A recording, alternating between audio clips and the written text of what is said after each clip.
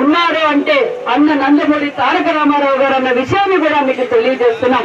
మరి ఈరోజు మామూలుగానే భగీరథులు అంటేనే గుర్తొచ్చేది మన ఆంధ్రప్రదేశ్ లో ఎవరో చెప్పండి, చంద్రబాబు నాయుడు గారు. ఈ రాయలసీమ కరువు ప్రాంతం, తాగడానికి నీళ్ళు లేవు, సాగునీరు లేవు, తాగునీరు లేవు. కృష్ణా జలాలు తీసుకొచ్చిన అపర భగీరథుడు మన చంద్రబాబు నాయుడు గారు. అదే ఎన్టీ రామారావు గారి స్ఫూర్తితో మళ్ళీ బీసీలను అదే విధంగా అన్ని రంగాల్లోనూ ముందుండాలని కోరుకునే మొట్టమొదటి వ్యక్తి మన ముఖ్యమంత్రి చంద్రబాబు నాయుడు గారు అన్న విషయాన్ని కూడా మీకు తెలియజేస్తున్నాం. ఈ రోజు ఈ కళ్యాణ మండపం భూమి పూజకు నిజంగా అందరికీ చాలా సంతోషంగా ఉంది. ఎందుకంటే మనం ఈ భూమి సమస్య కూడా కొంచెం అండర్స్టాండింగ్ తో భూమి సమస్య కూడా వచ్చింది. మరి ఆర్డీఓ గారిని నా క్యాంప్ ఆఫీసుకి పిలిపించి డిఎస్పీ గారిని మరి కుల సంఘాల పెద్దలని భగీరథ కుల సంఘం పెద్దలందరినీ పిలిపించి సమస్య పరిష్కారం చేయండి, మళ్ళీ మా భగీరథ సోదరులకు ఎలాంటి ఇబ్బంది రాకూడదని చెప్పి ఆర్డీఓ గారికి ఆదేశాలు ఇచ్చి ఈ పని కూడా పూర్తి చేశాం. అదే విధంగా ముఖ్యంగా మన ఎంపీ పార్థసారథి గారికి కూడా ప్రత్యేకమైన ధన్యవాదాలు కూడా మీకు ప్రత్యేకమైన ధన్యవాదాలు కూడా ఉన్నారు. ఎంపీపీలు ఉన్నారు, సర్పంచులు ఉన్నారు. చాలా మందికి తెలుగుదేశం పార్టీలోనే రాజకీయ క్షేత్రంలో ఉత్తర సంఘానికి న్యాయం చేసింది కూడా మన తెలుగుదేశం ప్రభుత్వంలో కూడా మీకు సభాముఖంగా మీకు తెలియజేస్తున్నాం. సగర కులస్తులు ఏం కలగన్నారో ఆ కళలను నిజం చేస్తూ ఈరోజు 80 లక్షల రూపాయలతో కళ్యాణ మండపానికి శంకుస్థాపన చేయడం జరిగింది. మీకు సంతోషమే కదా? ఈరోజు దీనికి ఒక రూపకల్పన చేశాం. తీరుతామని నాకు చెప్పి పారిపోయే వ్యక్తి కాదు, మాట చెప్పితే అది గ్యారెంటీ.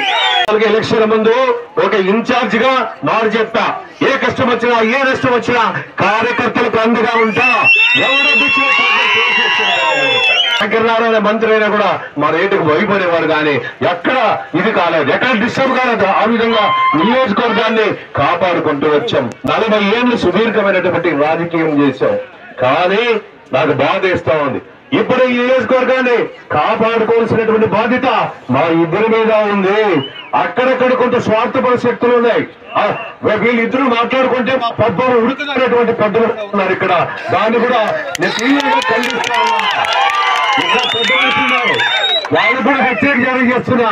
నేను ఒక్కటే కోరేది, ఈ నియోజకవర్గాన్ని కాపాడుకోవాలి, ఈ ప్రాంతాన్ని కాపాడుకోవాలి, ఈ ప్రాంతాన్ని అభివృద్ధి చేయాలి. అంతే తప్ప మీ పబ్బం పట్టం ఉడకదని ఈ సందర్భంగా హెచ్చరిక జారీ చేస్తా ఉన్నా. మాకు కూడా బుద్ధి జ్ఞానం ఉండాలి మా ఇద్దరు కూడా. కాదంటే అదే చెప్తున్నా, మేము కార్యకర్తలు బాధలు పడతా ఉంటే కొంత మేము చూస్తూ ఉంటే మేము నిజంగానే స్వార్థపరులు మనం అనుకునే పరిస్థితి. కాబట్టి నిస్వార్థంగా నేను ఒకటే చెప్తా ఉన్నా, ఐకమత్య మహాబలం, కలిసి ఉంటే కలదు సుఖం. కొంత స్వార్థపర శక్తుల వల్ల మనం ఏమైనా పొరపాట్లు చేస్తే రేపు భవిష్యత్తులో క్షమించని ప్రజానికమైన సందర్భంగా హెచ్చరిక జారీ చేస్తా ఉన్నా.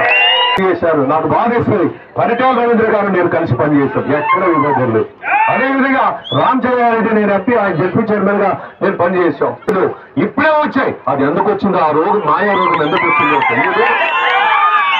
ఆ రోగాన్ని పక్కన పెడతారని ఆశిస్తున్నారు కొంతమంది వ్యక్తులు. కాబట్టి భయం అనేది నా కాలేజీ అనేది లేదు. ఈరోజు సదర కులస్తుడు మన గోపాలు నిజంగానే ఆధిపత్యం అనే సందర్భంగా తెలియజేస్తాడు. మీ కులంలో కాదంటే డబ్బులు ఖర్చు పెట్టాడు. నాకు తెలిసి 10 లక్షల రూపాయలు చదువు చేసేదానికి కానీ అన్ని రకాల ఏడ్చేశాడు. మొన్న ఆగిపోతే ఏడ్చేశాడు. అన్నా ఏమన్నా, అరే ఏదైనా ఆయుష్లో సహనం ఉంటే ఏదైనా సాధించవచ్చు అని చెప్పా.